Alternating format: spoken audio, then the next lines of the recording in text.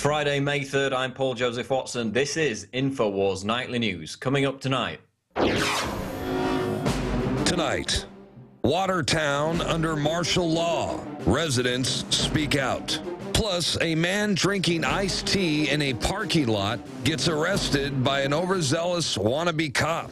Put your hands up against the car now. I'm not doing nothing, man. Sir? Yo. Hands up against the car. You're under arrest. Yo, for what? I'm about to go. Yo, you want to drink this? For what? I ain't doing nothing. I said trespass. I'm about to. Yo. David Knight gets the full story from the man behind the camera. And the DHS continues its arms buildup, this time asking for 2 million more rounds of ammunition. That's coming up next on the Infowars Nightly News. Top story tonight, DHS seeks millions more rounds of ammunition. That's right, the conspiracy theory that doesn't exist, according to the media, just keeps on popping back like whack-a-mole. The Department of Homeland Security has released a market survey asking companies if they are able to provide 2 million rounds of ammunition within a short time period, increasing concerns that the federal agency is continuing its arms buildup in preparation for domestic unrest. And you can visit the link from the article, which takes you to the official Fed Biz Ops website, to see more DHS bullet purchases that, according to leftist blogs and the mainstream media, don't exist. And this is key in this article. They're actually asking companies if they can provide 2 million bullets within a 30 to 60 day period. They want as quick a turnaround as possible. And this actually ties into a previous report that we had, which was an ammunitions manufacturer who called into the Michael Savage show to make the point, and he was selling the bullets to the government, that the DHS is attempting to exhaust ammunition supplies to corner the market as an end run around the Second Amendment by forcing companies via contract to reserve bullets for the federal agency. Then, of course, they're not available to the general public, which is why people are struggling to get them. But these are the questions that the DHS is asking ammunition manufacturers in this article. Are you capable of producing large quantity orders of any training caliber specified within a short turnaround time of 30 to 60 days? What would be your lead time for an order of 2 million rounds of a single type of bullet? So they're asking companies, basically, can you give us 2 million bullets within 30 to 60 days? Seems like they're starting to panic with the congressional investigation of the 2 billion bullet buys, and they're trying to make sure that in future they can get these bullets as quickly as possible without having to kind of rely on those 5-year contracts that they've committed to up until this point. And in addition, the document talks about bullets that fragment safely when striking an armor steel plate. And, you know, I asked the question, is that normal for so-called training bullets, that they would be interested in whether or not they fragment safely if fired against an armor steel plate? Certainly some of the commenters on Infowars were concerned about that. One of them wrote, "This is expensive killing ammo." Of course, put the label training on there for the sheep to graze at ease. So people are concerned at why they're not only buying bullets in such huge quantities, but also testing them on whether they fracture safely or not when fired against armor steel plating. Why would they need to do that if it was only for training purposes? So it's not going to do anything to dampen fears that the DHS is preparing for domestic unrest. But, you know, if you listen to the leftist blogs and the mainstream media, it's safe to stick your head in the sand. Everything will be hunky-dory if you just pretend that it doesn't exist. They're not buying any bullets. They're for training purposes only. It's completely normal, even though they now appear to be engaged in a kind of panic buying process. In regard to the DHS, now we're going to go to a report by Jakari JAckson about a letter from Attorney General Eric Holder threatening Kansas Governor Sam Brownback, who is trying to enforce a pro-Second Amendment law in his state. Let's go to that report now. I'm Jakari JAckson with an Infowars News Bulletin. The article on Infowars.com comes to us from the 10th Amendment Center and reads, Eric Holder threatens Kansas in letter on gun control nullification. On Thursday, Kansas Governor Sam Brownback received a letter from Attorney General Eric Holder threatening action against the state should it enforce SB 102, which Brownback signed into law last month. The letter reads, "In purporting to override federal law and to criminalize the official acts of federal officers, SB 102 directly conflicts with the federal law and is therefore unconstitutional." Never mind that, quote, reasonable gun control very much violates the constitutional concept of shall not be infringed. We saw a similar situation in Texas when the House voted that they no longer desired to be molested at the airport, even if the molester wore blue gloves. And just in case you've forgotten, this is the same Eric Holder who wants to brainwash you about firearms. I'm Jakari JAckson with an Infowars News Bulletin. And what we need to do is change the way in which people think about guns, especially young people. One thing that I think is clear with young people and with adults as well is that we just have to be repetitive about this. It's not enough to simply have a catchy ad on a Monday and then only do it every Monday. We need to do this every day of the week and just really brainwash people into thinking about guns in a vastly different way. And don't forget to pick up the new Infowars magazine with 3 free stickers. You can get it all at the InfowarsShop.com. Get them now in bulk at InfowarsStore.com. Next story tonight, Rush Limbaugh to be sent to mental hospital under Stasi Snitch Program, ? Given the fact that Palm Beach County Sheriff Rick Bradshaw is set to launch a $1 million program which will encourage Floridians to report on people who, quote, hate government, how long before Palm Beach resident Rush Limbaugh is sent to a Soviet-style mental hospital? And this is, of course, a story we covered yesterday. They're preparing this Stasi-style campaign in Florida, Palm Beach County, directly encouraging people to report on their neighbors if they spout, quote, anti-government rhetoric. And this is the quote from the sheriff. "We want people to call us if the guy down the street says he hates the government." What does it hurt to have somebody knock on a door and ask, hey, is everything okay? Exactly. What does it hurt to have the thought police knock on your door and ask if everything's okay? That's not creepy at all. But of course, it's part of this increasing move to demonize, to marginalize criticism of the state as a mental disorder. Of course, we've already got oppositional defiant disorder, which has been classified by official mental illness textbooks as exactly that, a psychiatric disorder. And the definition of it is, quote, a recurrent pattern of negativistic, defiant, disobedient, and hostile behavior towards authority figures that persists for at least 6 months. So that probably covers most of our audience. You're all mentally ill for not blithely obeying authority figures and being suspicious of government. But with regard to this latest Stasi program, the Washington Times actually came out with a pretty good editorial, which is linked in the article, and they're calling on Florida Governor Rick Scott to veto the whole proposal. That's the only way it's going to get sunk. It's already got the approved funding. But if he rubber stamps it, it's going to become the new incarnation of Operation Tips that was supposed to have been mothballed back in 2002. And if it comes to fruition, then America will officially take its place alongside communist East Germany and Soviet Russia as a society that encourages its citizens to snitch on each other for dissenting against the government. And remember this quote from the Palm Beach Post. This was the most chilling quote. The campaign would also include public service announcements to encourage local citizens to report their neighbors. That's not a line from the Running Man. That's a quote in a major American newspaper about a real program set to be launched in Florida. Bilderberg Kingmaker Kissinger jokes about President Hillary Clinton at elite gathering. Bilderberg luminary Henry Kissinger joked at an elite dinner party in Washington, D.C. that Hillary Clinton should run for president in 2016. At least 4 secretaries of state became president, said Kissinger in remarks at the Atlantic Council dinner.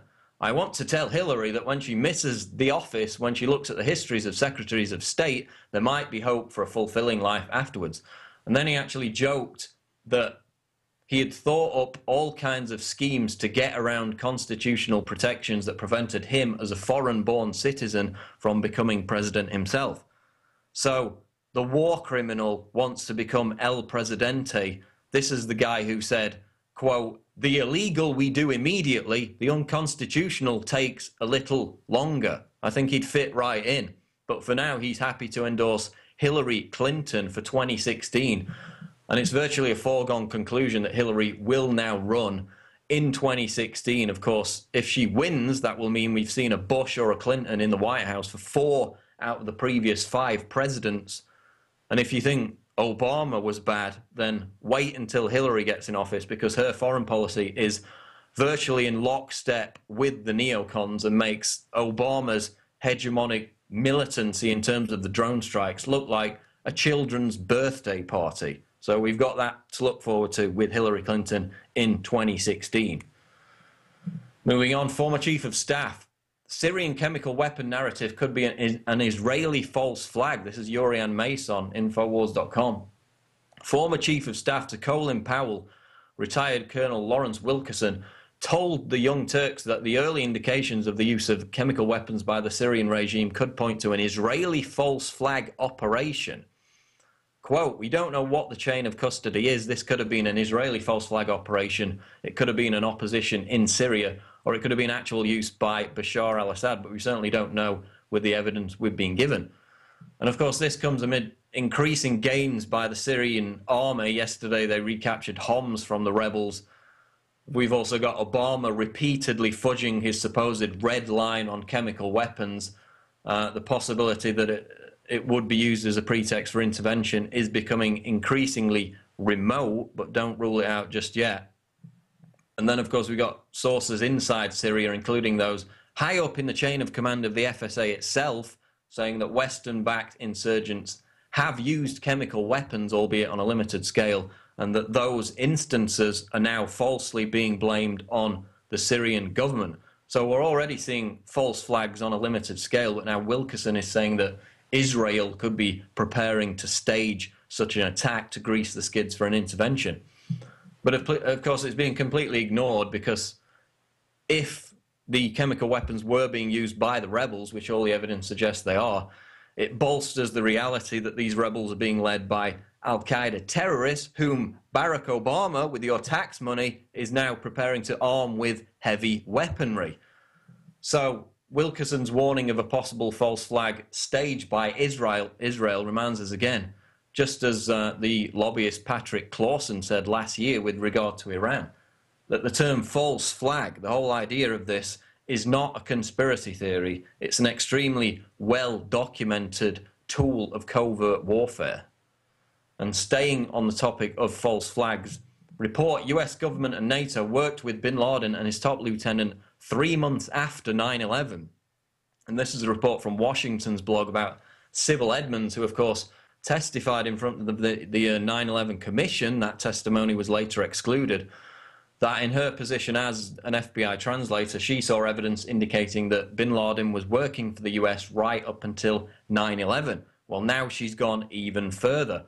Edmonds said last week that bin Laden and his number 2 Al-Qaeda Lieutenant Ayman al-Zawahiri worked with the US government for 3 months after 9/11 to coordinate destabilization in the Caucasus region. Of course, we also had al-Zarqawi dining at the Pentagon with Pentagon top brass months after 9/11. He was the so-called mastermind of the 9/11 attacks. Months afterwards, he's inside the Pentagon. Complete coincidence, nothing to worry about. But now Sybil Edmonds is saying that 3 months after 9/11, there's clear evidence that bin Laden and his right-hand man was still, after being blamed for the attacks on the World Trade Center and the Pentagon, working with the US government to destabilize other regions of the world. So again, Al-Qaeda, the best enemies money can buy, and that continues to this day at the moment in Syria. Appalling irresponsibility. Senior scientists attack Chinese researchers for creating new strains of influenza virus in veterinary laboratory. Senior scientists have criticized the appalling irresponsibility of researchers in China who have deliberately created new strains of influenza virus in a laboratory, reports the London Independent. They warn that there is a danger that the new viral strains created by mixing bird flu virus with human influenza could escape from the laboratory to cause a global pandemic, killing millions of people.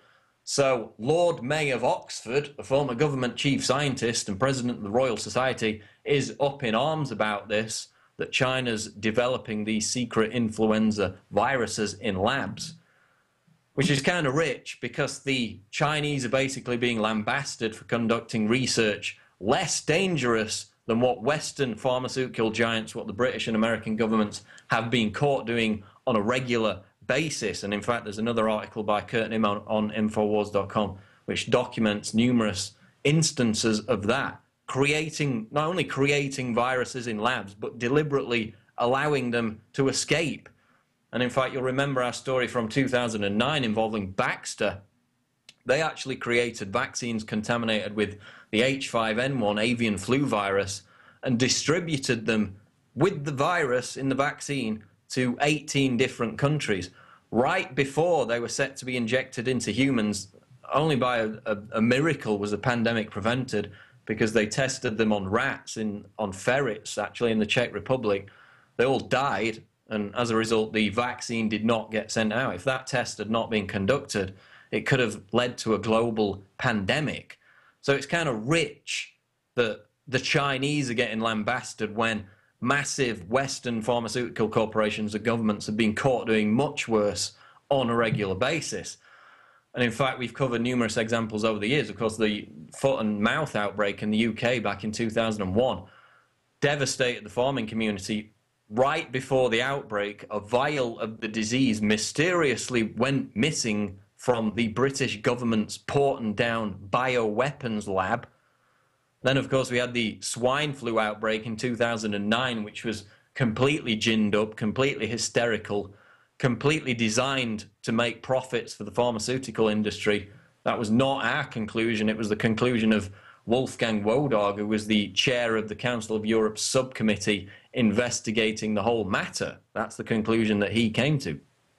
So you've got China being publicly attacked for creating viruses in labs when the US and British governments, Western pharmaceutical companies, do it routinely and indeed accidentally release viruses with barely a whimper of protest on a regular basis. Yet there's no mainstream media screaming headlines complaining about it, unlike with China.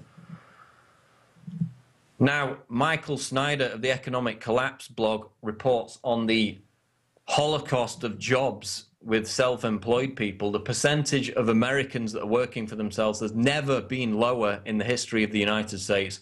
Once upon a time, the United States was a paradise for entrepreneurs and small businesses, but now the control-freak bureaucrats that dominate our society have created a system that absolutely eviscerates them.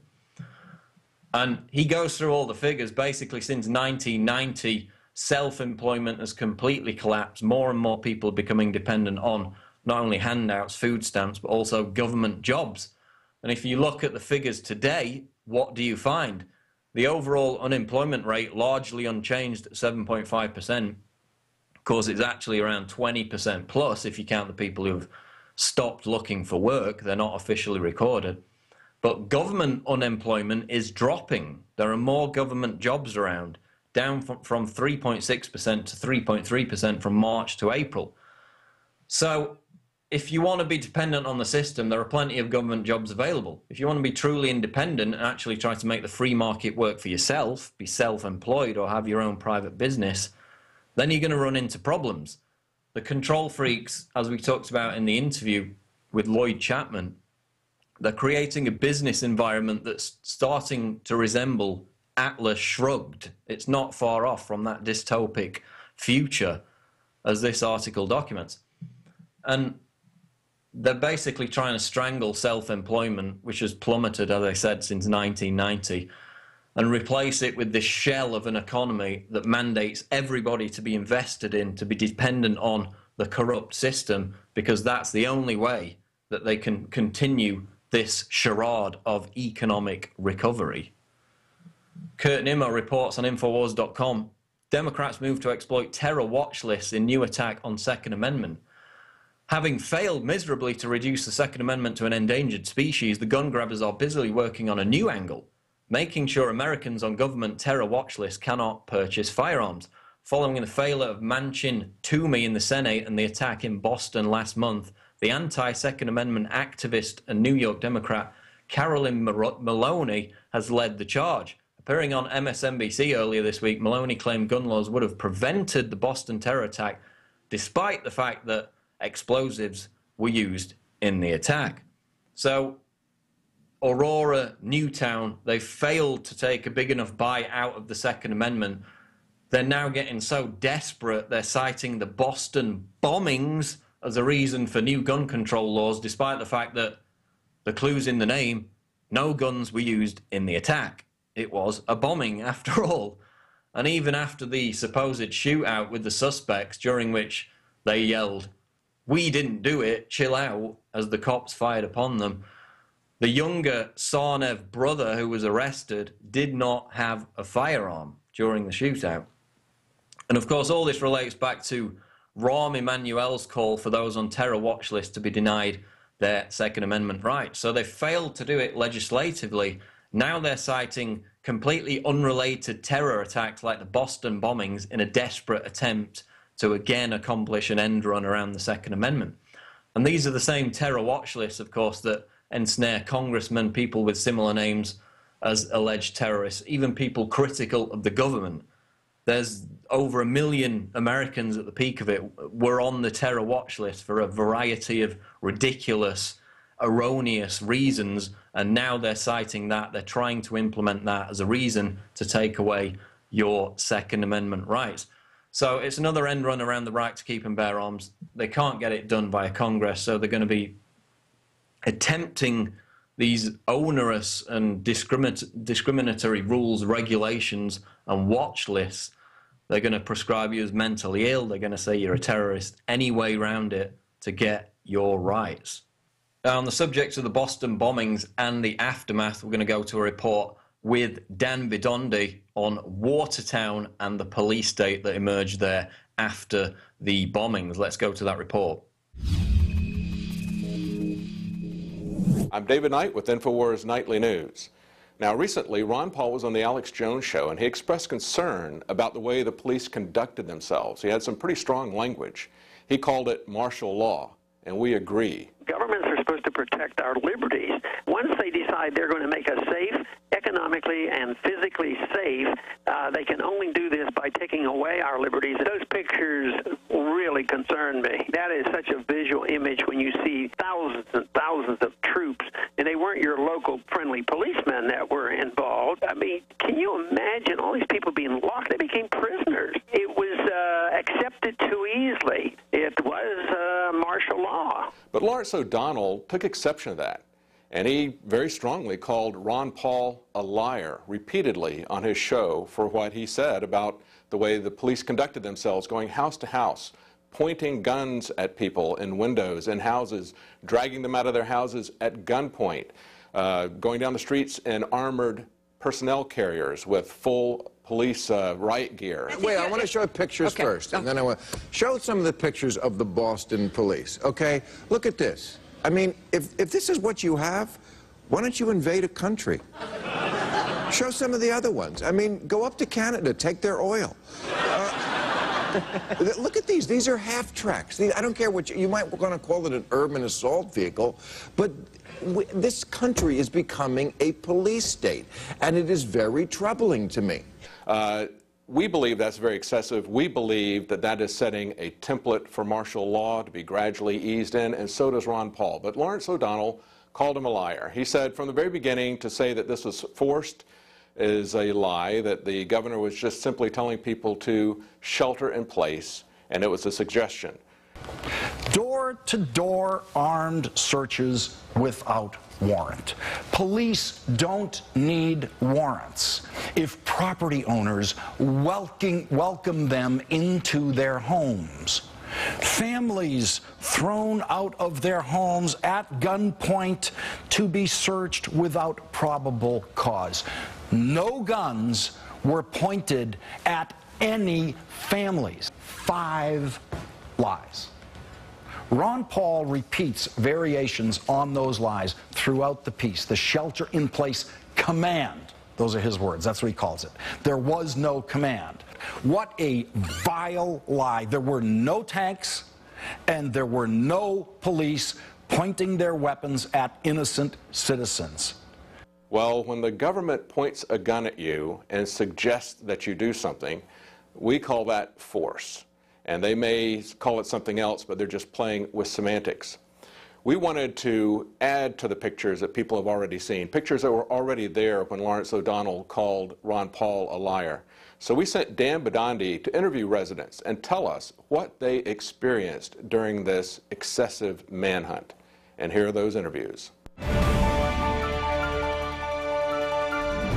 This is Dan Bidondi reporting for the Infowars Nightly News. And we're on the corner of Laurel and Dexter, right here in Watertown, Massachusetts. And we're going to go through the neighborhood because it's a neighborhood that was on lockdown. We're going to ask the citizens here what they experienced through this lockdown. Yeah, do you want to describe in your own words your thoughts, I mean, whatever they are, what are your thoughts on the entire procedure that was done? I think it was dealt with way too chaotically than it should have been dealt with. I was walking down Hazel Street and a cop pointed his gun at me, and then they called SWAT in, and then SWAT came and picked me up by a shield, and they threw me in the back of a car and then dropped me off in the middle of Newton. So they dropped you off in the middle of nowhere, and what time of night was that? What time was that, like 5? Yeah, broad daylight. Just dropped me off, took me out of the cuffs and told me to walk. And when they put the cuffs on you, did they read you your Miranda rights? Nope. So you were unlawfully detained from being on public property? Yeah. Hey, during the lockdown, did you get a message from the authorities that there was going to be a lockdown? No, I did not. And did they call it a lockdown or something else? They came here knocking at my door. It was the first person that came here was a woman.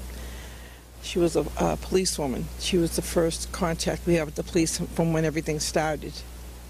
Okay, now did they ask to search your house? They told me they wouldn't have searched the house. So they didn't ask you, they just told you? They told me they weren't coming in to search. There was, she didn't do it, actually. There were some people that came later on to do it. Okay. And did they command you to leave your home? They told us we had to leave, yes. And did you comply? No, it's just that I couldn't get everything that I needed to get.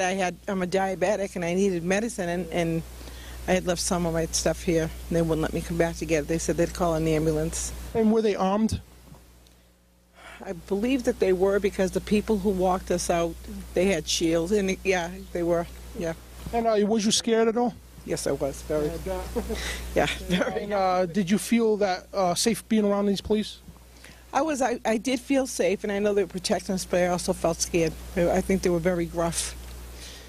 And when was the lockdown lifted?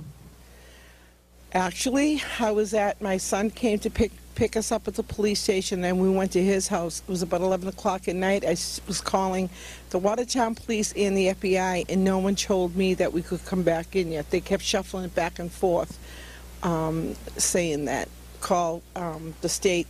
State said call Watertown. So I said, well, we'll just come here, and what we'll do is, if they don't let us in, then we'll go back to my son's house. And that's what we did, but there was nobody here. One thing I was very, very upset about is that when we were leaving here, the lights were on in the house, TVs, you know, and back door, they had gone the back door down my basement, and they told me, I said, let me just close all my doors and lock up, and they said no, they would do it. I came home. Back door was open. This is hours now later. Back door was open, front door was open, basement door was open, lights were on, TVs were on. No one did anything. So they basically left your house unsecured with the doors wide open while nobody was home? Yes, they did. That bothered me a lot. And you say there's bullet holes in your car here? Yes, this is a bullet hole here. Are they going to try that quick? And there's a bullet hole here. It shot out the window on the side there. And in my car, there's a bullet hole, as you can see. I don't know where it is. Maybe it's in the car somewhere. I have no idea. But the back window's blown out and the side window's blown out. Wow, and you said right there in the street is where the guy was shot, right? That's where everything started. There was like the car, the Honda, and the Mercedes, and yeah, that's where it all was. And did you witness any of that? Yes, I did, from beginning to end. Could you describe, if you could, describe everything you've seen from beginning? From beginning, my husband thought it was just kids with fireworks. And he opened up the window and asked them not to, because the people downstairs were elderly, and we didn't want to wake them. And someone yelled out, "Close your window and get in." And now I believe it was the cop. At first we didn't know who it was. And all of a sudden there was like crossfire and bombs going off. And so it was quite... And before they shot the man, was the man laying in the street? Not here. Up here at the corner. Oh, at the corner, okay. Yeah, but the shootout started here and worked its way up. Unbelievable. Yeah, it is unbelievable. Yeah. I can't believe it because I was in Florida when the bombing happened at the marathon. I was worried about my kids, called them up. A friend of ours was traveling back here with us, and her husband was like, maybe we better stay. And my husband was like, what's our chances of this happening at our house? Not even hours later, here we go. There's bullet holes in the house, bullet hole there. It took like 10 minutes for this whole thing in front of my house, and then it landed over there. And I can't understand till to this day how he got through the police and everything. All the police were swamped over there. What they did, they disrupted this entire world for a day. We initially got a report from the police department that it was voluntary searches, but then after talking to the residents, we found out that they weren't asking if they could have permission to enter homes. They were just forcefully entering people's homes to search. Peter, did you get a message from the authorities that there was going to be a lockdown? No. No, you didn't get no message? And did they call it a lockdown or something else? I don't know. They just walk in, you know what I mean? And they say, let's get out of here. You know, it's like, let me put my shoes on. You know, they don't want to let me put my shoes on either. So did they knock at your door or just walk in? They knocked the door, but you know what I mean? The door, they almost pushed the door through them. I mean. Okay, and did they ask you to search your home at all, or they just did it? They just did it. You know, they just came in and they're going through. And did they command you to leave your home? Yes. And did you comply to that? No, really, because, you know, I had the old people next to me here, and I really got mad. I told the guy to, you know what I mean? And were they armed with guns? Got guns and shields and everything, you know what I mean? Machine guns and everything. Was you scared? I wasn't scared. I didn't care about that, you know. But, you know what I mean, don't tell me to leave my house when you have that one up there and the other one was halfway up the square, and you come here and you tell me, you know, let's search your house, you know what I mean? Come on. I work with you along, you know, but be nice, a little bit nicer. And did you feel safe being around the police? I don't know.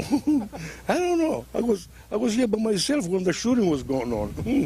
You know, okay, they were there, but we left, and they say, let's lock the doors. They say, no, we'll take care of it. We'll lock your doors and everything.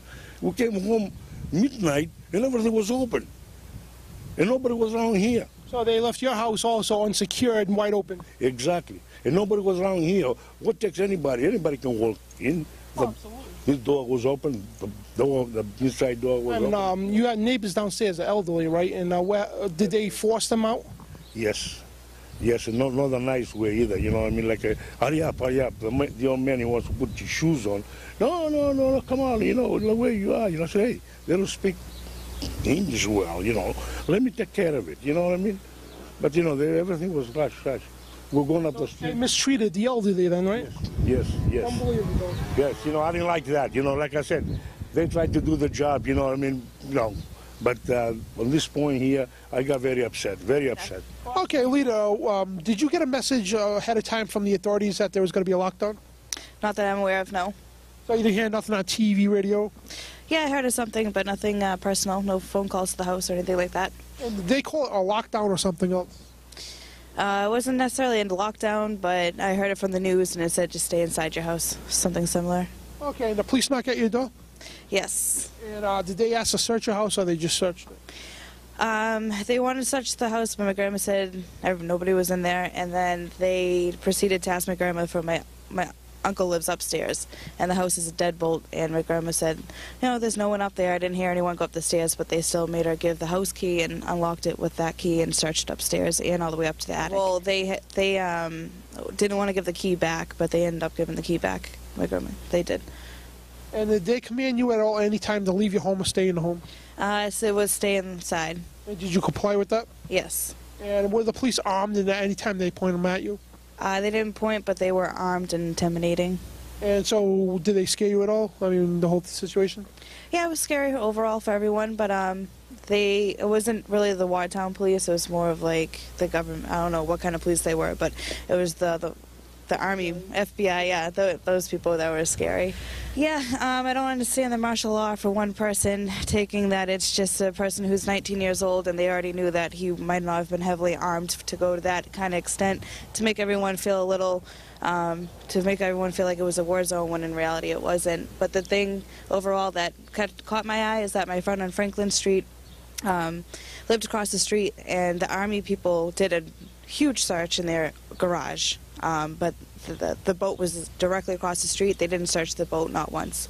They didn't even go around it. And that's where the younger brother was found? That's where the suspect was. And it's funny because the police didn't find him when they did the thing. The person finally got to leave their house because they said everyone stay inside. He left his house and saw the blood on the boat, and that's how he was found. And, I mean, Watertown police did a great job, but I think that the person living in that house has all the credit. We, had to go through multiple checkpoints. We were searched ourselves. Other journalists on the scene were told to lay on the ground as they were searched. So it was a very, very touchy, very intense situation to be in. Matter of fact, when we woke up, a big shootout that was done from over here and over. It was look like a Vietnam, so those guns that were going left and right. Yeah, all your neighbors' houses got hit. Oh, we did Mine too. We got a stone door They broke. passed my stone door The other doors are and the door going upstairs, yeah. There was a broken thing. If they would put 4 more feet on this side, yeah, they would have get me in my bedroom. Oh, yeah. Nice when you're sleeping, too. Were guns pointed at you at any time, and did they tell you to put your hands up in the air or anything? Not me, but my boyfriend. So your boyfriend had his hands up in the air and they were searching him? Yes, because he came out to check his diesel in the back of his truck. Did your house get shot up at all? Yes, it did. My front window and her side got shot like 4 or 5 times inside. Wow. Yeah, my windows and my truck, but it's fixed now, so.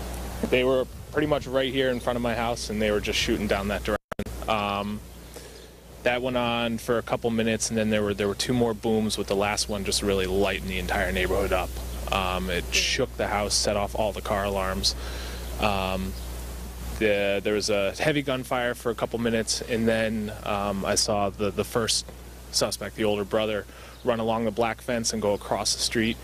Officer ran out, met him in the street, tackled him to the ground, was standing over him, and then the black SUV came and ran over the older brother. So the black police SUV ran the older brother? Oh, no, the black SUV that was stolen, the Mercedes. Oh, okay, so his brother ran him over. Oh, yeah, yeah. And when the guy was laying on the ground, what happened after that? He was dead. And were they armed? Did they point guns at you at all? Yeah, when we came out, they were all armed. And then they didn't necessarily point it at us, though, but they were just all armed. And were you scared at all? Yeah, of course. I think I was terrified the whole day. And did they make you put your hands up?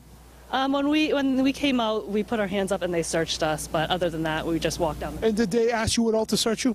Yeah, they asked. They told us that they were going to be searching us. And we just talked to several residents here on Laurel and Dexter, right here in Watertown, Massachusetts, and we got fragments of bombs embedded in people's houses, car windows blown out, bullet holes in people's windows, the sides of the houses, and people's mixed reactions about the cops. A lot of people's houses didn't get searched, but a lot of people's did.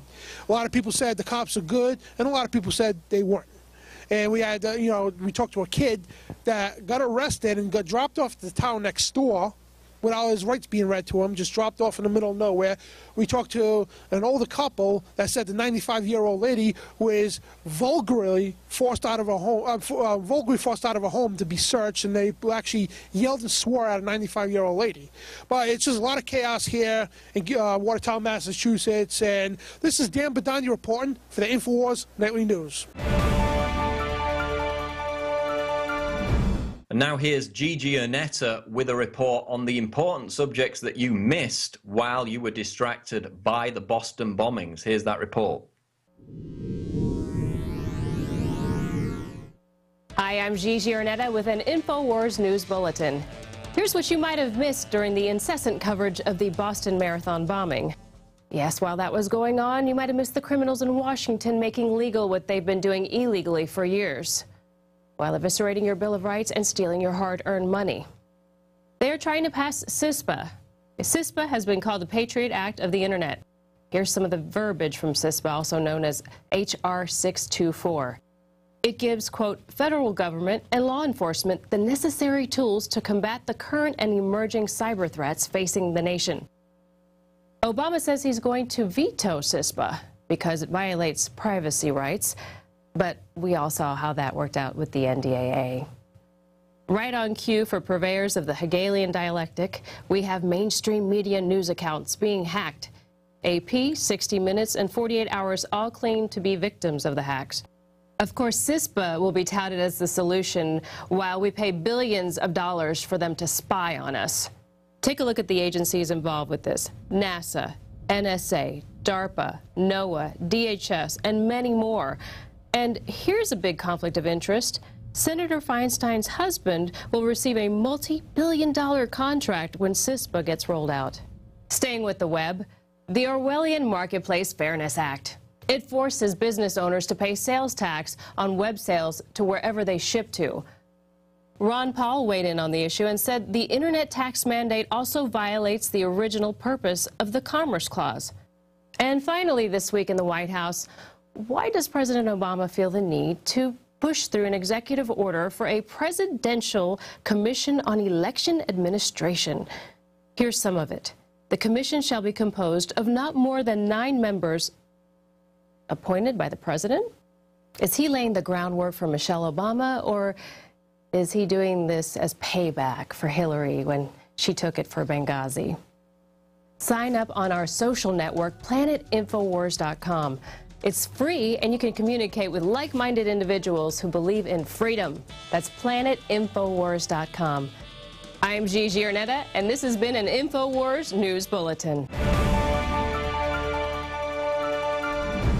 Stick around, we're going to go to an interview with Lloyd Chapman about the Obama administration's war on small business. Stay tuned.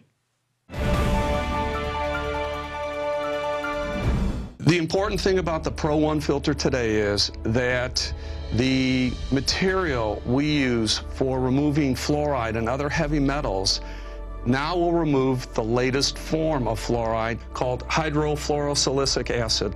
There's no other fluoride reduction filter out there that will remove that type of fluoride. And it's extremely important because today we're hearing more and more cities are using that form of fluoride. We've been having medication forced on us through the water system for quite a while. Most people don't realize it. Most people don't realize the negative effects of fluoride. There's a wide range of health effects that are attributed to fluoride.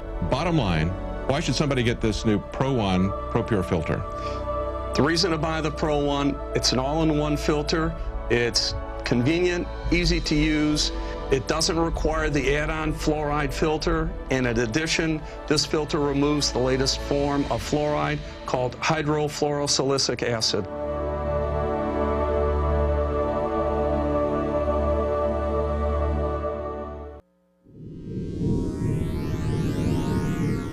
I'm Jakari JAckson with an Infowars News Bulletin. Now, it has come to our attention here at Infowars.com that President Obama, during a speech in Mexico, has admitted that Operation Fast and Furious under his jurisdiction is responsible for the gun violence in Mexico. And we also recognize that most of the guns used to commit violence here in Mexico come from the United States. Fast and Furious was not the only secret gun-walking operation. The ATF knew before I knew, they knew the guns were going to cartels, and they wanted them to go to cartels. ATF allowed a total of 3,500 weapons to fall into the wrong hands. A potential disaster. And it goes much deeper than that. Here are admissions by people in his own administration admitting that they knew about the program. DOJ's Bureau of Alcohol, Tobacco, Firearms, and Explosives is increasing its efforts by adding 37 new employees in 3 new offices using $10 million in Recovery Act funds and redeploying 100 personnel to the southwest border in the next 45 days to fortify its Project Gunrunner, which is aimed at disrupting arms trafficking between the United States and Mexico. ATF is doubling its presence in Mexico itself from 5 to 9 personnel working with the Mexicans specifically to facilitate gun tracing activity, which targets the illegal weapons and their sources in the United States.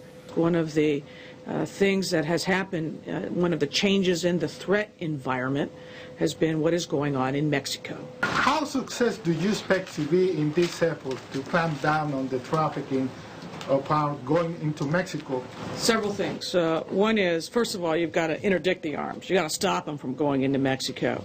We're coordinating with Mexico because they can do more by way of southbound screening on their side of the border. But then the Department of Justice moving their agents down there, as David said, and increasing tracing. That will help us identify who is putting those arms into the arms, those guns into the arms of the traffickers moving south. And out of that, there can reasonably be seen more prosecution of actual arms dealers who are intentionally and knowingly putting arms into the hands of the smugglers. And don't forget, back in 2011, CBS News released documents, memos, of how the ATF wanted to use Operation Fast and Furious to demonize the Second Amendment. And now all this has come full circle as we see President Obama admitting this himself. And we also recognize that most of the guns used to commit violence here in Mexico come from the United States.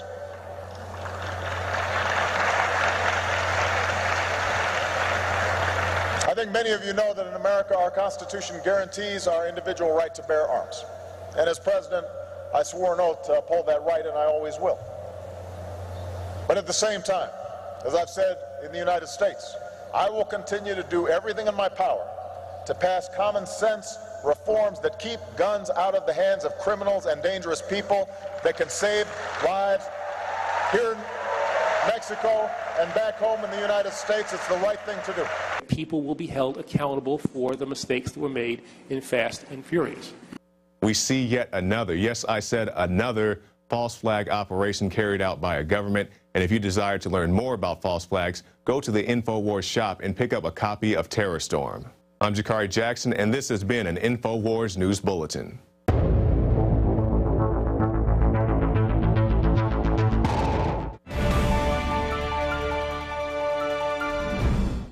We're back on Infowars Nightly News, and I'm delighted to be joined by Lloyd Chapman, president and founder of the American Small Business League, to discuss the Obama administration's war on small business, the latest jobs figures, and the collapse in self-employment. And the website is asbl.com. Lloyd, welcome to the show. Good to be here. Good to have you. So we're going to get into the latest jobs figures in a moment, but just encapsulate for the audience how the Obama administration's policy towards small businesses in America has unfolded over the course of the past 4 or 5 years in comparison to their treatment of large corporations. Well, I think a good example is the most recent budget he put out. During his 10-minute budget speech, he mentioned jobs 14 times.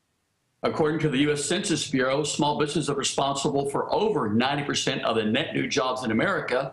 So he cut the Small Business Administration budget by 12%, while he raised the Commerce Department's budget by 34%. And the Commerce Department is the federal agency that pushes, Fortune 500 firms. So I think the U.S. Census Bureau data is probably correct. If it's correct, it means that Fortune 500 firms are responsible for less than 10% of the jobs. Small business over 90. He cut the small business budget and boosted the big business, Commerce Department budget. And that's typical. In fact, when you say Obama's war on small business, a lot of people, don't believe that. And I always say you need to quit listening to what he says and start watching what he does. And today, the budget of the Small Business Administration is less than what it was when Ronald Reagan was president. And when you look at Obama's policies, he's had very anti-small business policies. And these are just the facts. You can look at the reports like the one you're talking about. And he's one of the most anti-small business presidents, that I've ever seen. Now, we've got the job figures out today. Of course, we know the real unemployment figures never see the light of day because they don't count the people that have actually stopped looking for work. But there's much, hollering and high-fiving over these new numbers today. government jobs are on the rise, as they have been over the past several months. But Lloyd, the same can't be said for self-employment and small business, can it? No. You know, small businesses have been devastated. And again, you know, I like to just stick to the, you know, the facts. And, you know, the Census Bureau says that small businesses in America are responsible for over half the gross domestic product, over half the private sector workforce, and over 90% of all U.S. exporters are small businesses, and 98% of all U.S. firms are small businesses. And I believe something like 20% of the people in America are self-employed. And they've just, you know, suffered tremendously in the last few years. I believe in both TARP and the American Reinvestment Recovery Act, the small businesses where most Americans work, where all the jobs are created, got less than 5% of the money, while the big corporations that, you know, are paying, you know, single-digit income tax and are shipping jobs overseas got, I think, about 95% of the money that went to businesses. Now, in terms of these government jobs, we had a government unemployment rate of 5.7% in July 2012. That's now come down to 3.3%. So a lot of these new jobs that are being created as the economic recovery is hailed are government jobs. They're not self-employment. They're not small business. So what kind of economy are we going to see develop if more and more people are becoming dependent on government jobs? It's you know, it's not looking good. It's very discouraging. And, you know, I was watching actually this morning the guy that founded AOL, forgot his name, talking about, you know, they were talking about immigration laws. And they were saying something like, you know, half of all the Fortune 500 firms were started by immigrants, and talking about Silicon Valley here in California, where most of the companies are started by immigrants. And those all started as small businesses. Those are all small businesses. So to have more and more people working for the government and fewer people being self-employed is the opposite of the way you'd want the country to go. And of course, as the government grows and more people work for the government, our taxes are going to go up, and the government's control over your life is going to go up. So that's just the opposite of what you would want and where you want the country to go. We need the government to get smaller. We need fewer people to be working for the government and more people to be self-employed. I mean, there's this article that's linked on Drudge today, which gets into a lot of stats on this. The percentage of Americans that are self-employed fell by more than 20% between 1991 and 2010. And as a share of the population, the percentage of new entrepreneurs and business owners dropped by a staggering 53% between 1977 and 2010. So why are we seeing this staggering decline in small businesses and self-employed people in America? Well, you use the term war on small business. And again, that to a lot of people, that might sound kind of, you know, hard to believe, but it's true. When you just look at the facts, again, I like to just stick to the facts. One of the biggest issues that I talk about all the time is that there's a federal law here in America that says that a minimum of 23% of all the money the government spends should go to small businesses. That's very logical, since most Americans work for small businesses. They create 90% of the jobs, half the gross domestic product. That makes sense. But every year for the last 15 years, most of that money that's supposed to go to small businesses has been diverted to Fortune 500 firms. And both the House and Senate small business committees are heavily influenced by Fortune 500 firms. So I've seen a fairly aggressive campaign on the part of big businesses to push what I'll call anti-small business legislation, anti-small business policies. I'll give you a good example. If the listeners right now, we ask them, come up with a federal policy that how long should a company be allowed to stay a small business once they're acquired by a Fortune 500 firm? Most people would say, well, immediately, as soon as they're purchased by the large business, or within a few weeks or months. The federal government a few years ago had a policy where the large business could buy a small business and keep that status for the purpose of government contracts for 20 years, 2 decades. That's shocking. Today, it's still 5 years. And when you look at America again, the Small Business Administration is the only agency in this country to help out the 28 million small businesses where most Americans work, again, where 90% of the jobs are created. And that agency has a minuscule budget of around, I think, $750 million, and now Obama's going to cut that. So just look at the facts, and you'll see that the government has a clear pattern of adopting anti-small business policies, anti-small business legislation, and you can see it in the economy, and these statistics, clearly reflect it. But the Small Business Administration should have a budget that's probably, $25 billion, not the $750 million that they're trying to keep their doors open with. But it's very unfortunate. Mainstream media won't talk about this. I was watching CNN today, and if you watch any of the major cable news channels, the ads are all about small businesses. I've heard this one commercial so many times I got it memorized. I guess I don't have a small business, I've got a fast business. And all the commercials talk about small businesses, but you never hear network news or cable news mention small businesses. It's almost like it's against their rules or something like that. But no matter what happens to small businesses, they will never mention it. Now, running parallel to this, what we've described as a war on small businesses, is the Obama administration's war on energy independence in America, which seems to be a completely deliberate program to shut down energy independence in America, of course, with Obama threatening bankruptcy to anyone who tries to open a coal-fired plant. Do you think, in regard to small business as well, is this bumbling incompetency, or do we have a deliberate statist agenda to literally wreck the American dream? And why are they so pernicious in their agenda to do that, if that's the case?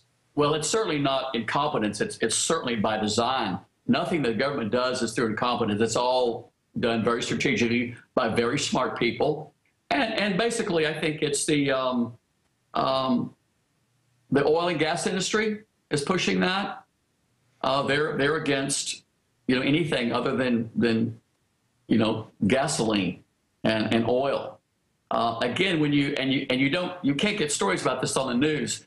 If people will watch these cable news channels, you'll notice that the American Petroleum Institute has back-to-back ads on all these cable channels all day long. They've got tremendous influence in the mainstream media and in the government. You can go online and look and see that the major oil companies in the last few years have actually paid, some of them like ExxonMobil, zero federal income tax.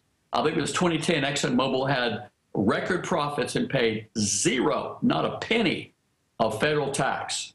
And that's an example of the kind of clout they've got in government and with the Obama administration. But it's not new to the Obama administration. They've had a lot of power for a long time. But so I think when you talk about Obama's policy around, let's say, coal-fired plants or small businesses, you're seeing the voice of big business and big money in our government. Now, the comedian Jay Leno recently joked that if Obama really wanted to close down Guantanamo Bay, he should do what he always does, declare it a small business and tax it out of existence.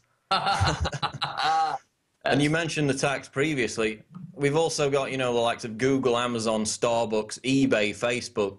Some of the biggest corporations in the world, they're paying a pittance in taxes while the American middle class small businesses are being told to dig deeper in their pockets. Right. What does that kind of two-tier approach tell us about the economic system that we're currently living under?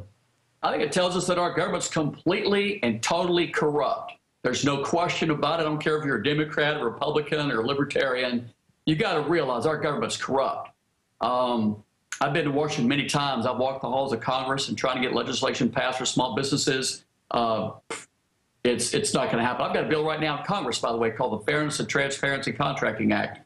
Congressman Hank Johnson from Georgia introduced it. And I'm going to try to get that bill passed, but that bill has no chance of passing because it's going to help the middle class and help small businesses. And big corporations aren't going to allow that. And but yeah, our government's corrupt. It's just unbelievable. And if you go back and look at the quotes of Thomas Jefferson, the founding fathers knew this would happen. They knew it. I think Thomas Jefferson said something like that banking institutions are a bigger threat to our liberties than standing armies. No, and Eisenhower talked about the power of the growing military-industrial, complex. He warned about that. So, what people like Eisenhower and even Thomas Jefferson talked about, we're seeing it today. The power of the financial industry, the pharmaceutical industry, the oil and gas industry, the defense industry. They run our government, and it's not going to turn out well. It's just not going to turn out well. And I think the government knows that, by the way. I'm sure Alex has done this story. In fact, I think I saw him talking about it, about Homeland Security buying 2 billion rounds of hollow point bullets and 7,000 automatic weapons and 2,700 urban assault vehicles, to be used here domestically. And so they know that something's going to happen. They suspect that people are going to get tired of this stuff and start protesting. So I think they're getting ready for it because they know that the people are not going to put up with this stuff, for much longer. They really do seem to be gearing up for some kind of collapse, whether that be widespread or contained. But I mean, a lot of people cite the book, 1984, George Orwell, as a kind of warning from history about the police state and Big Brother. There was also a book written 50, 60 years ago called Atlas Shrugged, which is quite chilling if you read it and compare it to the Obama administration's policy on business in 2013. Do you think they're actually using Atlas Shrugged as a kind of instruction manual? Because it's not far off, is it? It seems like it, doesn't it? But, what they're doing, by the way, is they're listening to the corporate lobbyist. One of the funniest things that I've ever seen was Obama had a jobs council. And again, when you look at the Census Bureau data, Fortune 500 firms have created less than 10% of jobs in the last 30 years. And yet his jobs council was all Fortune 500 firms, no small businesses. And the funniest thing was the chair of the jobs council was the president of General Electric. And no company in America has shipped more jobs overseas than General Electric. So no one knows less about how to create jobs in America than General Electric. And that's who Obama put as head of his jobs council. And that's classic, Barack Obama and a classic Washington, bureaucracy. But I'm sure those large corporations contributed hundreds of millions to his campaign. But precisely. General Electric, Goldman Sachs, all of them. Well, I wanted to touch on Obamacare as well. As I understand it, a lot of the big businesses are getting waivers while the small businesses are being forced to labor under these new costs and bureaucracy. Isn't that the case? Yeah, absolutely. In fact, to tell you the truth, they've come out with more and more policies, for small businesses. And the funny thing is, they're considering a small business anyone that has less than 50 employees. And yet today, the Obama administration is considering some of the biggest companies on earth, to be small businesses for the purpose of government contracts. So Obama's giving small business contracts to Lockheed, Boeing, Northrop, Raytheon, Rolls-Royce, British Aerospace, Finmeccanica, big defense contractor in Italy. Roseborn Exports got over $900 million in federal small business contracts a few months ago. That's a Russian-owned international arms dealer. And yet when it comes to these policies, they're just stacking up these policies for small businesses, and it's it literally is. It's like they're trying to do everything they can to hurt small businesses and the middle class economy, do everything they can to help the big businesses. It's just unbelievable. And of course, if you talk about this, if you try to talk about the mainstream media, you're a conspiracy nut. If you just read the federal investigations about the fact that the Obama administration is giving small business contracts to Fortune 500 firms, you're a conspiracy nut, and mainstream media won't talk about it. It's amazing how they apply that pejorative term to absolutely everything, and it's just a cheap trick to shut down dissent. They do it with every single topic. Just in closing, tell people about your website and how they can support your organization. Well, my website, asbl.com, and again, the federal law says 23% of all government contracts should go to small businesses. And I've been fighting the government for over a decade to simply get them to quit giving small businesses to Fortune 500 firms. I would imagine about 99% of all Americans agree with me. So I think people should call their congressman and tell their congressman to support the Fairness and Transparency Contracting Act, which will simply stop the government from giving small business contracts to Fortune 500 firms in the U.S. and some of the biggest companies around the world. That'll direct more existing infrastructure spending into the middle class, and I think create more jobs than any economic stimulus program that's ever been proposed. It's also free, no new taxes, no new spending. So we're just trying to help out small business and help the middle class here, and I'll have to tell you, it's an uphill battle with the Obama administration, with the mainstream media. So we'll appreciate any help people will give us in that. Okay, we're going to leave it there for now. Lloyd Chapman, president and founder of the American Small Business League, thanks for joining us on Infowars Nightly News. Thanks for having me. Thank you. Stick around after the break. David Knight in studio interviews the two men arrested for drinking iced tea in a parking lot. Stay tuned.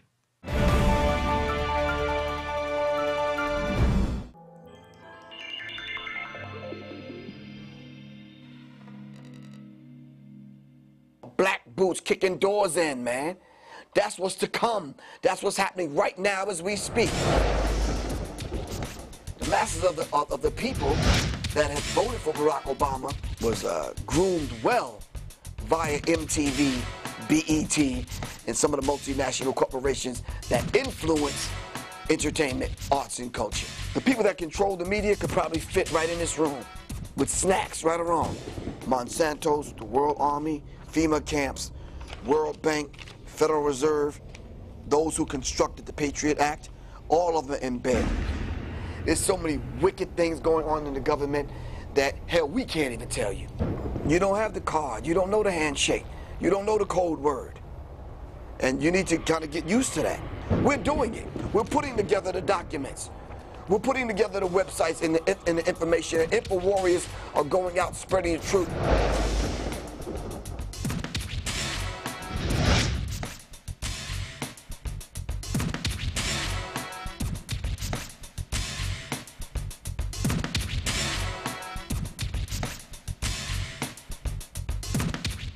I'm Darren McBreen, and these are some of the new items that are available now at InfoWarsShop.com. Alert the public to Obama's blatant abuse of power with the new Obama t-shirt. Obama's Joker face on the front and come and take it on the back. It's time to publicly call him out for what he is, a tyrant. Defend the Second Amendment with our top seller Come and Take It t-shirts. And look at that, women's cut tank tops and t-shirts now available. Nice hat. Plus the Don't Tread on Me flag. And now you can become a micro distributor of the InfoWars magazine. Plus, get your own copy delivered right to your door each and every month. And if you're tired like I am of you and your family being exposed to polluted drinking water, get the Pro One High Performance Water Filter. It gets rid of all pathogenic bacteria, cyst, fluoride, heavy metals, and numerous other contaminants. So join the revolution at InfoWarsShop.com.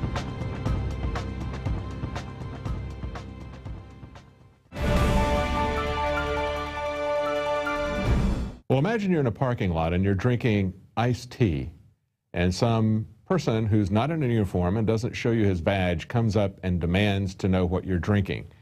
And when you speak back to this individual, you're arrested for resisting arrest. That's right.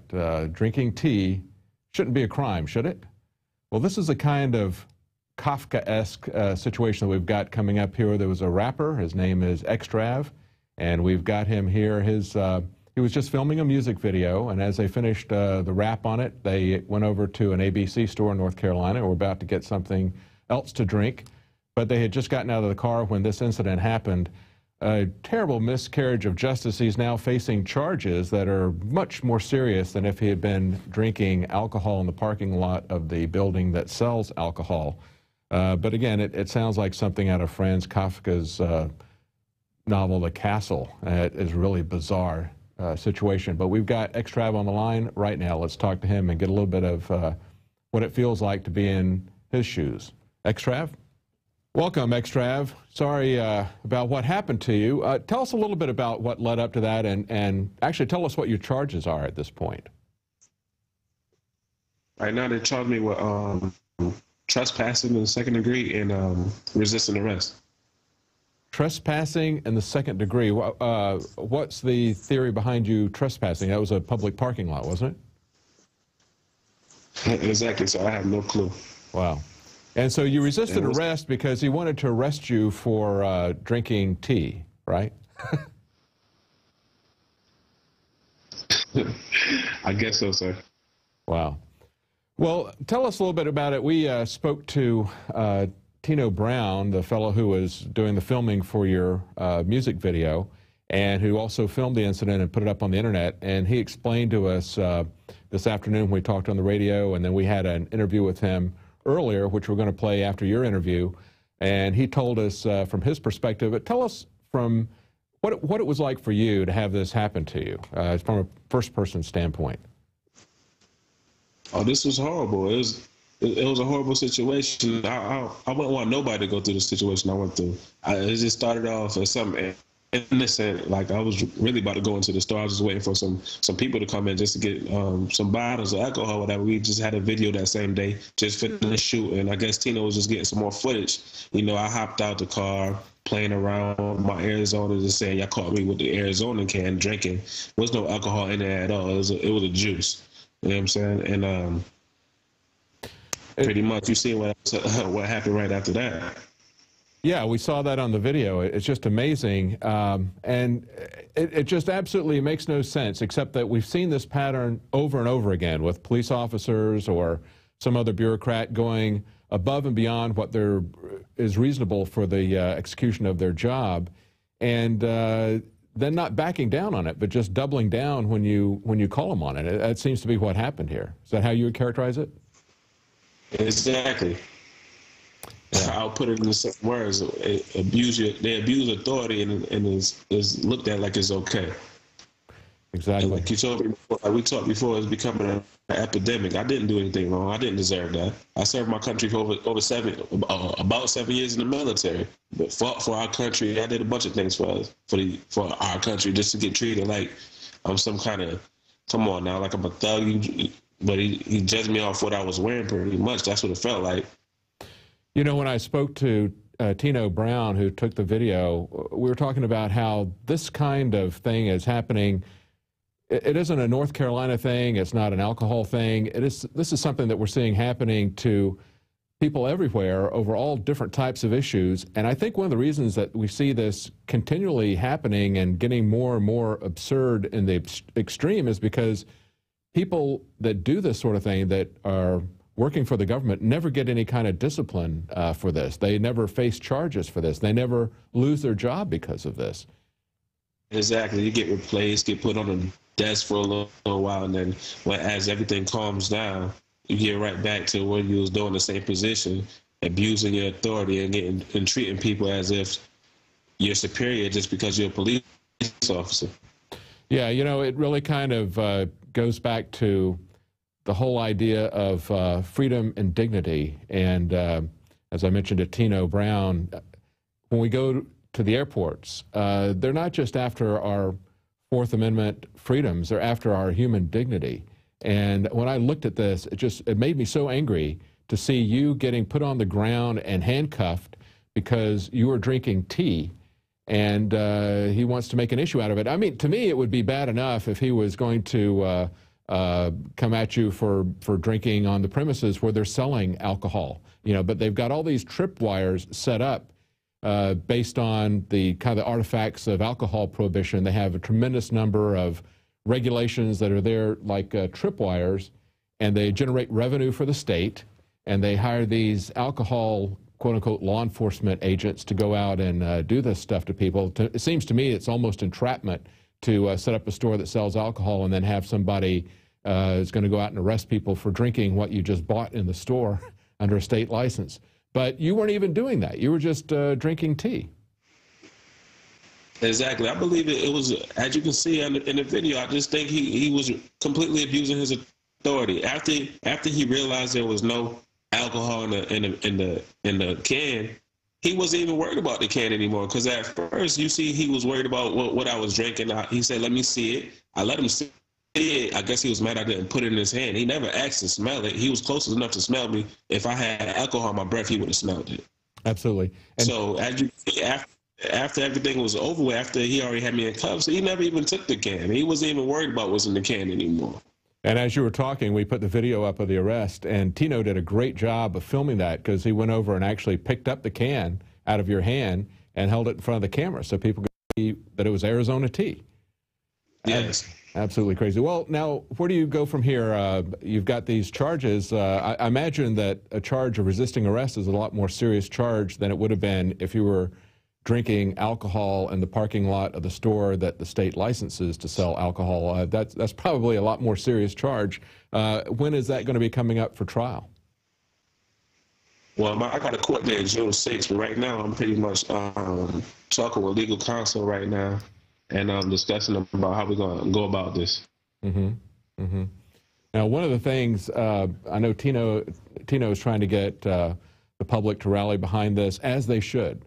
You know, we all have to stand together against this kind of tyranny, or we're going to hang separately, as Benjamin Franklin said. This is something that affects everybody.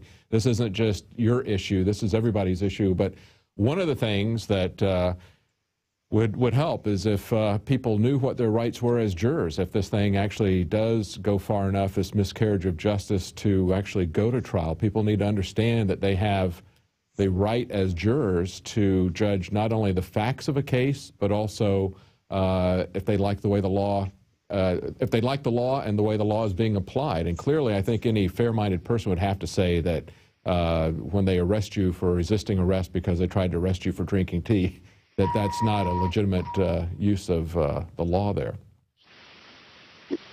But you've also got I think Tino said that you're also going to be working on producing a video, kind of talking about it, singing about it from your perspective. Yes. I'm in the process of doing the song right now, and just talking about it from my perspective, just being the voice of this situation right now. I just try to do something positive about this situation right here, because it's, like I said, this is ridiculous. It's embarrassing. Nobody should have to get put through this. That would be a very positive way to turn this bad incident into something that would be good, because, you know, I think people can look at this video.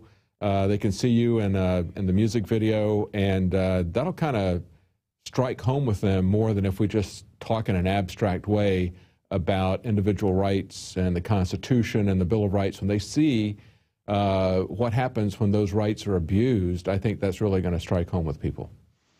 Me too. And so when you get that done, let us know, because we really want to do a follow-up article on that and help it to get some more exposure. I think next day or so. What's that? It's probably going to be complete in the next day or so. It's Great. going to be real soon. All right, great. Well, keep us informed, and sorry about what you're going through, and let's hope that, like you said, you can turn this into something positive. I definitely will, and I appreciate talking to you. All right, thank you. Bye-bye. Well, it's very important to get a good record, and that Skype connection was a little bit jumpy, but we've got another interview coming up with a person who actually filmed this, and he did such a good job of recording what actually happened that this video is really going viral on the internet. And we want to talk to him about the importance of reporting what you see in public. And everybody needs to be aware of that. Everybody needs to stand up for their rights and for the rights of other people, and that's an important part of filming these incidents. Well, Tino, welcome. We see this happening over and over again. The issues may change, the locations may change, but we're continually seeing the police break their authority, essentially, you know, go well beyond the bounds of authority that they're given, and are really never held accountable for it. But tell us a little bit about the story. Tell us what happened in the events, how it unfolded. Well, I had shot a video that day for Xstrav, the rapper, and after shooting the video, we actually weren't finished with the video. We were on our way to the next location to do another scene. And we stopped by the convenience store. He grabbed the iced tea because naturally, you know, after rapping or talking a lot, his mouth was dry.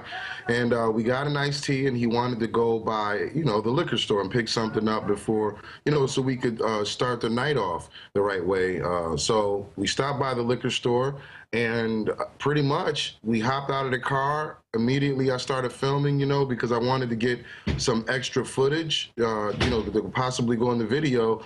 And the video speaks for itself. It's what you see. So when people ask how long were they hanging outside the store, no one hung outside the store. You know, we had just hopped out, and we were waiting. We wanted to wait for about 2 minutes, but we were harassed in less than 45 seconds. So to give people an idea of what's going on, the ABC stores in North Carolina are kind of a vestige of alcohol prohibition.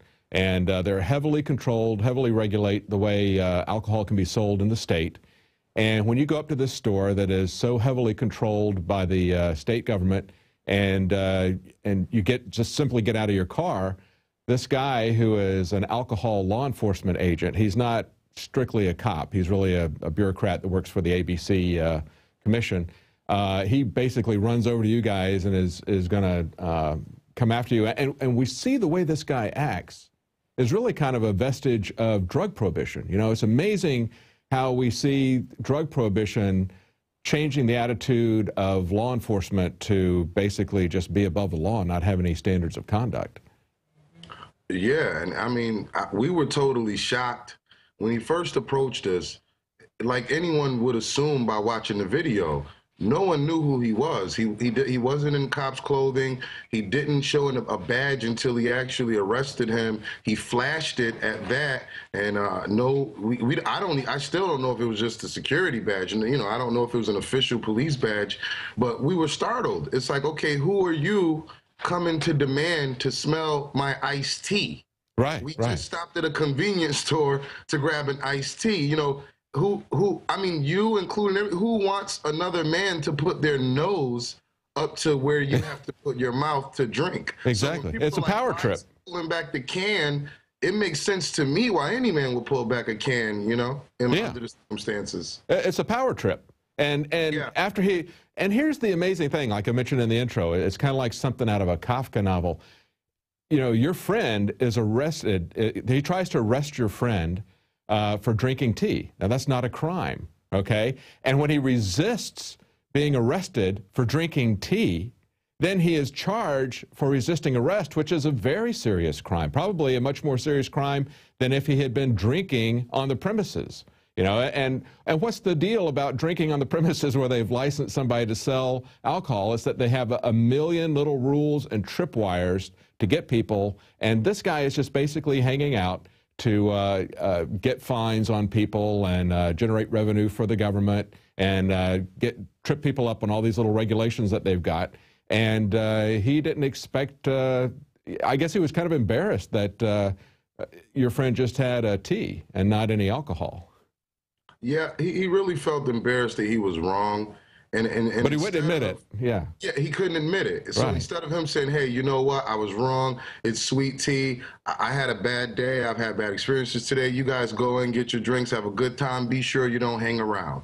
We just said, well, thank you, sir. I mean, both of our mothers raised us well. X he's a former military soldier. He's been in there for 5 years, served in Iraq. His mother is an actual police officer in New York. So, you know, it's not like he's dealing with thugs here. So... Let me ask you, did he threaten you because you're videotaping? Did he make any threats against you to tell you to stop?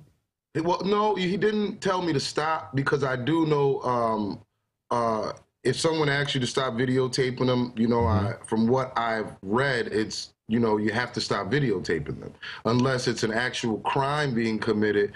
And, you know, either way. Well, no, actually, that's not true. They've tried to do that over and over again. And in Illinois, they actually made a law that said for each incident it was 15 years, and they got one guy for 5 instances. They were going to try to set him up for 75 years.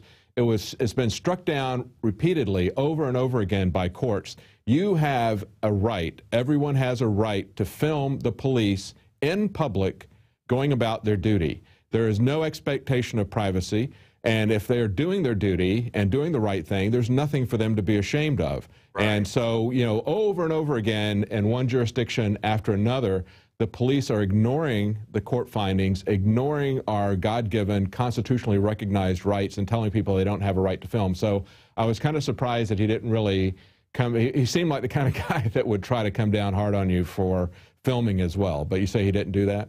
Well, what he did tell me to do was get off the premises before I get arrested. Oh, okay. Told me. So, you know, but from my guess, I would guess that he wanted me to stop filming, and that was his excuse to, you know, get off the premises. But what I did was I simply drove around the curb to Burger King, which is on the other side of the tree, and I stood on Burger King's parking lot and said, I'm off of your premises now, but you can't stop me from recording. That's right, yeah. And I think you said some other people recorded it as well, right? Yeah, a few people that were on the scene did record it. Well, see, that's the key thing. We've got to watch each other's backs. You know, this isn't even about alcohol or not alcohol on the premises. This is about an out-of-control government bureaucracy operating on so many different levels against so many different people. I mean, you know, there could very well be something to do with the fact that you and your friend were black, because we see that, you know, in the war on drugs, there's definitely racially skewed in terms of their prosecution and arrest and jailing and everything. But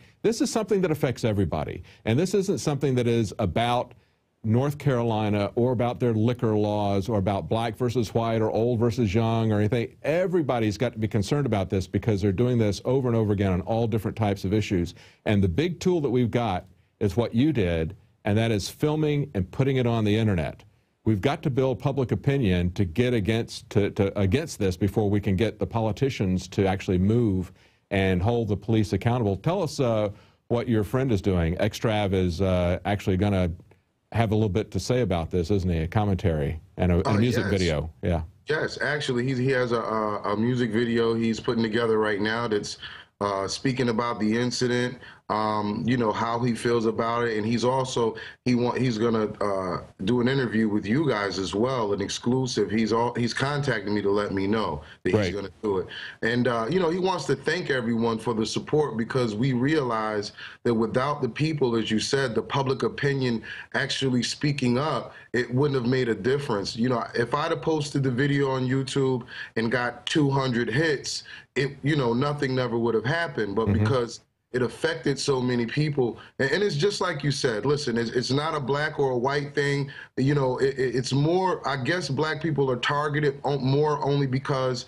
they feel like we're the easier target based on finances, and he probably doesn't have a lawyer, you know, and things like that. It's easier to prosecute. But the truth of the matter is, it's happening to everyone. Absolutely. And if they feel you're an easy target, whether you're black, white, Hispanic, Asian, it's going to happen to you unless, you know, until you actually take a stand to record it and do something about it.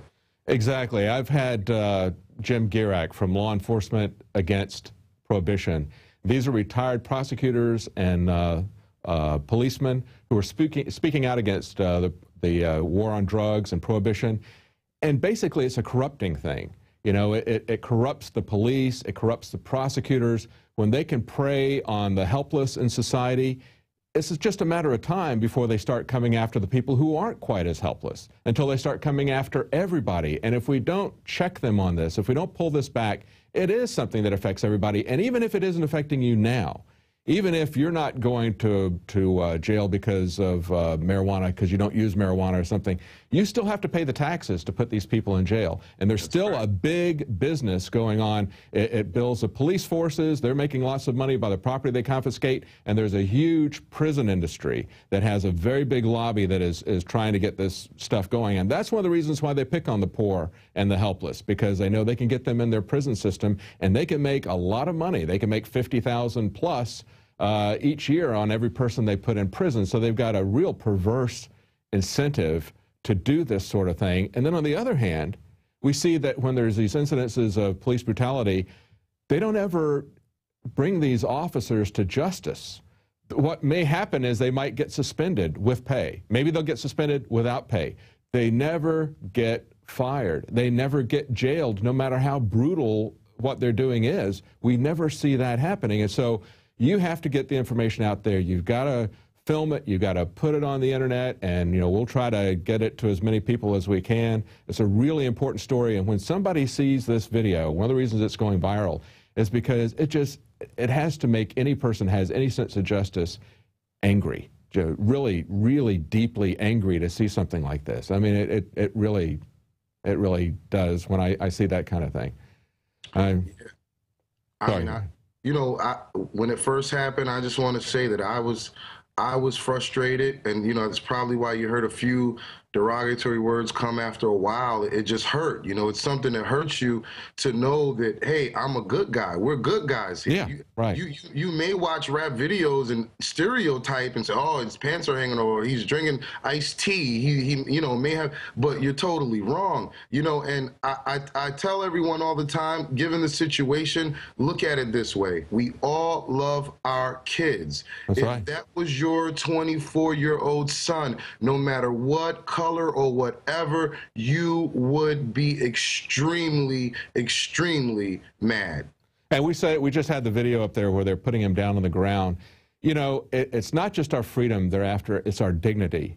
You know, Yes. that is such a humiliating thing. And it's a humiliating thing to be charged by somebody, you know, with the tea thing, you know, to say, let me have your canister of tea, let me smell your canister of tea or whatever. And he's just drinking tea and the guy won't leave him alone. But it's what we see with the TSA and the airports. And they're not just, they're coming after both our freedom and our dignity. They're trying to dehumanize us and they're trying to enslave us. And people need to wake up and do something about it.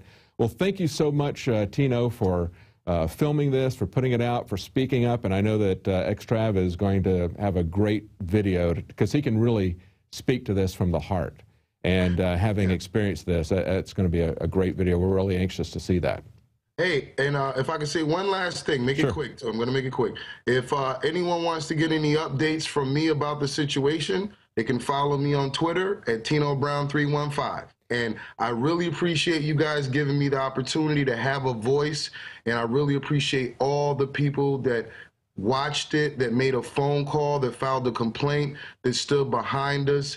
June 6th is his court date in Fayetteville. I have quite a few people that are actually going to show up. If anyone wants to support in any type of way, even if it's just a comment online, please do. We appreciate it, and thank you, sir. Great, and that's Tino Brown, that's BROWN 315? Okay, Yes. Great. Okay, thank you, Tino. Thank you.